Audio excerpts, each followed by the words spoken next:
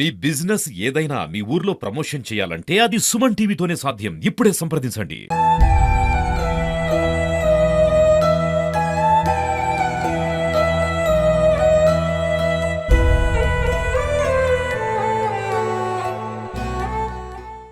Welcome to Suman TV. నేను జగదీష్ సోమల మండలంలో అత్యధికంగా వర్షాలు పడడంతో సోమల నుంచి నంజంపేటకు వెళ్ళే మార్గ మధ్యంలో జీరోలంక, అదేవిధంగా నంజంపేట నుంచి సూరాయారపల్లి వెళ్ళే తుగణంవారిపల్లి చెరువు వద్ద ఒక చెరువు కట్ట తెగిపోవడం, పెద్దోపురపల్లి సమీపంలోని గార్గే నది వద్ద పేటూరు రెడ్డివారిపల్లికి వెళ్ళే నదులు తెగిపోవడంతో ఎక్కడ ప్రజలు అక్కడ జలదిగ్బంధంలో ఉన్నారు.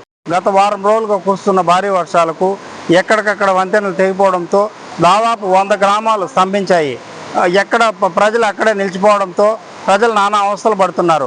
ఇక్కడ ఏమాత్రం అధికారులు కానీ ప్రజాప్రతినిధులు కానీ తిరిగి చూడకపోవడంతో మేము అసలు ఈ రాష్ట్రంలో ఉన్నామా లేదా అనే సంకోచము ఈ ప్రజలకు వస్తూ ఉంది.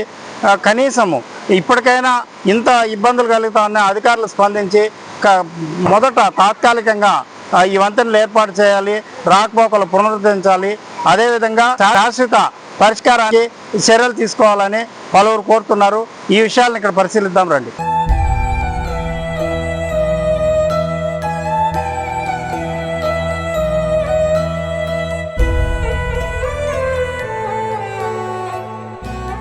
నేను సింగల్ వన్ చైర్మన్ సోమల. గతం ఇదే విధంగా ఇప్పటికి ఎన్నో మాటలు మన కలెక్టర్ గారు దృష్టికి తీసుకుపోయారు. మన ప్రభుత్వానికి మంచి పేరు ఉంది, మీరు కదిలి పుణ్య వచ్చి ఈ అవకతవకలు లేకుండా మనకు స్కూల్ పిల్లకాయలకి కానీ మంచి కానీ ఏదన్నా దయవించి త్వరలో వచ్చి చూసి ఎవరికి ఇబ్బంది లేకుండా పబ్లిక్ మన ప్రభుత్వం బాగా ముందడుగులో ఉన్నాము. కూటమి ప్రభుత్వం ఉంది, మనకు ఎంతో సపోర్ట్గా ఉన్నాము. మనము దయవించి త్వరలో వచ్చి పరిష్కారం చేయాలని కలెక్టర్ గారు కోరుతున్నాము. గౌరవనీయులైన కలెక్టర్ గారికి, ఎమ్మెల్యే గారికి మేము ఆటో డ్రైవర్లు విన్నపం ఏమనగా, వర్షం వచ్చిన ప్రతిసారి సోమల పెద్దపురపల్లి రాకపోకలు నిలిచిపోతున్నాయి. మీరు త్వరగా స్పందించి ఈ జీరోలంక బ్రిడ్జి కట్టాలని మరీ విన్నపం చేసుకుంటున్నాం. ఈ పక్క వర్షం పడినప్పుడు అంతా చుట్టుపక్కల 8 గ్రామాలు ఉన్నాయి. వర్షం పడితే ఇట్లా వంక దిగిపోతుంది. మాకు రాను పోని ఇబ్బందులు అవుతున్నాయి. ఏమైనా ప్రెగ్నెన్సీ లేడీస్ ఉన్నారంటే వంకలు దాంటారంటే చాలా అవసరం పడతా ఉన్నారు.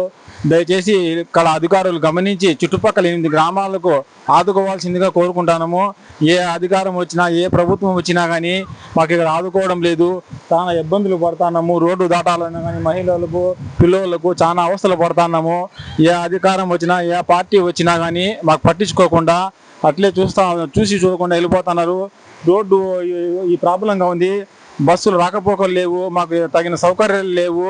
ఏ ప్రాబ్లం కానీ మాకు ఏ అధికారం కానీ పట్టించుకోవడం లేదు. దయచేసి ఎవరైనా దీన్ని చూసి గమనించి మాకు పట్టించుకొని మాకు తగిన సౌకర్యాలు కలిగించాల్సిందిగా కోరుకుంటున్నాం.